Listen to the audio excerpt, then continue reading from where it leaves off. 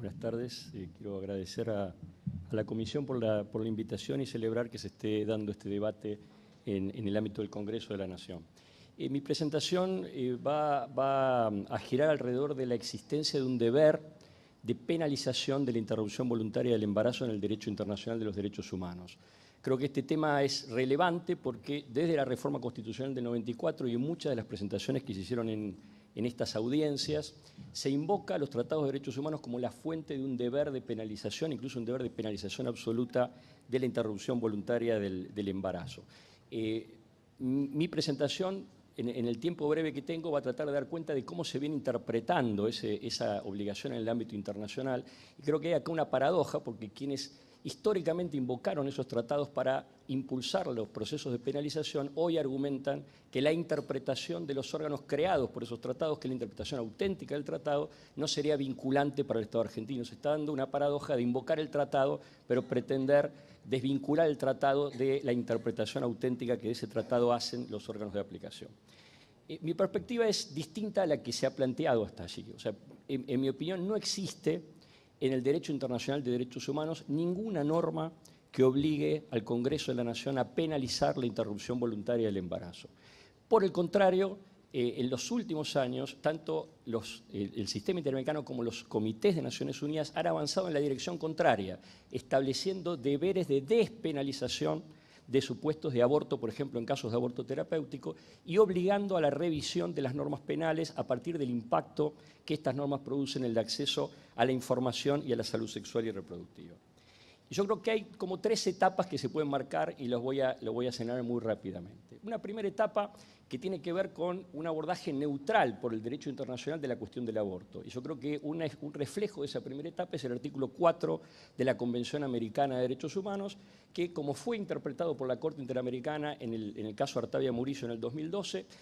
tiene una cláusula que dice en general desde la concepción y que refleja el acuerdo que se daba en el ámbito de la OEA para que la Convención de alguna manera reflejara los mismos acuerdos políticos que precedieron a la Declaración Americana en el 48, dejar a la legislación interna de los estados la regulación de la temática de la interrupción voluntaria del embarazo.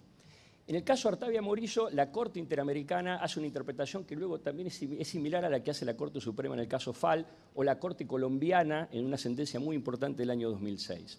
El Estado puede tener un legítimo interés en la protección de la vida prenatal. Ese interés puede ser incremental en la medida que la vida prenatal tiene más desarrollo, por ejemplo, en el embarazo avanzado, el interés es más fuerte. Pero nunca ese interés prevalece por sí solo sobre los derechos de las mujeres. Hay que ponderar el interés en la protección de la vida prenatal con los derechos fundamentales de las mujeres que se encuentran en juego. Y esa ponderación no es solo una cuestión de los jueces, es una cuestión que tiene que ser dirimida por la política democrática y el Congreso es el espacio de representación de la política democrática en nuestro país.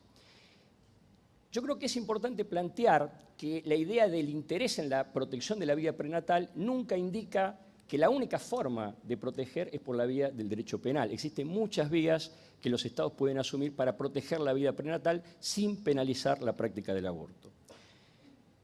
Me parece interesante plantear también que hay un segundo momento en este desarrollo del derecho internacional que se da a mediados de los años 90, donde influye la Conferencia del Cairo del 94, los desarrollos del Comité de la CEDAW y los casos que llegan al Comité de Derechos Humanos de Naciones Unidas, donde los órganos de protección de derechos humanos avanzan en la dirección de exigir a los estados la despenalización de ciertas prácticas de aborto, que básicamente son los casos de aborto terapéutico, considerando que la negativa de acceso a las prácticas de aborto terapéutico puede implicar afectación del derecho a la vida, del derecho a la salud o del derecho a la integridad física, y en el sentido de no ser sometido a trato cruel, inhumano o degradante. O sea,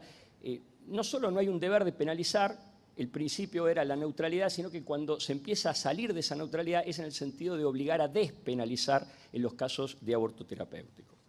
Y yo creo que estamos hoy, a nivel del desarrollo de la jurisprudencia internacional, en un tercer momento, donde el deber de revisión de las normas penales, como lo plantean los órganos de protección, por ejemplo, las recomendaciones que recibe la Argentina en los distintos comités de Naciones Unidas o la Observación General 22 del Comité de Derechos Sociales de noviembre del 2016, es un deber de revisión mucho más amplio porque trasciende los casos de aborto no punible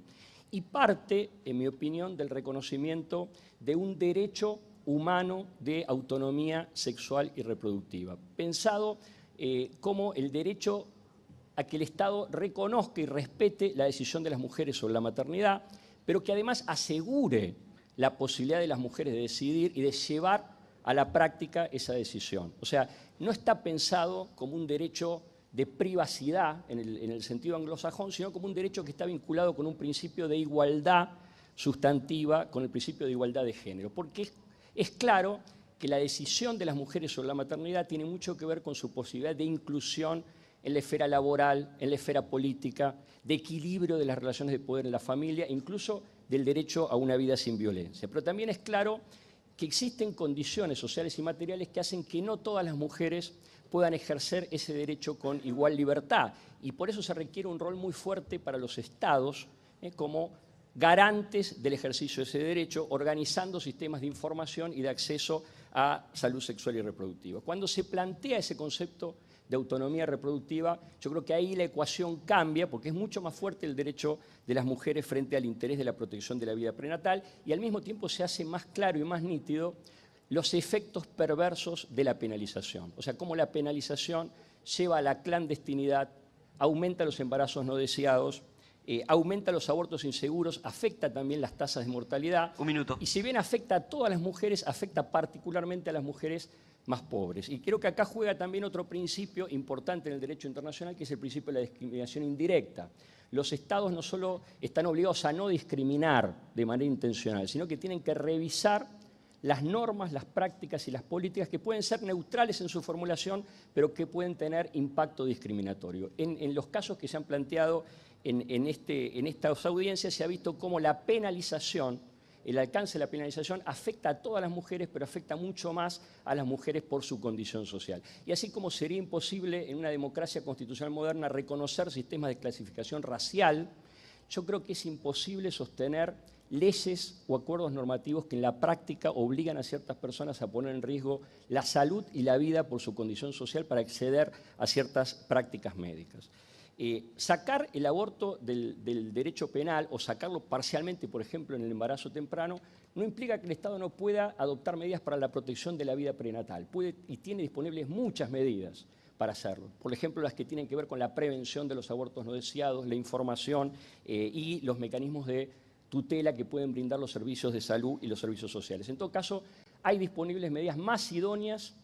que el propio derecho penal, que puedan garantizar la vida prenatal, pero también defender los derechos fundamentales de las mujeres. Muchas gracias.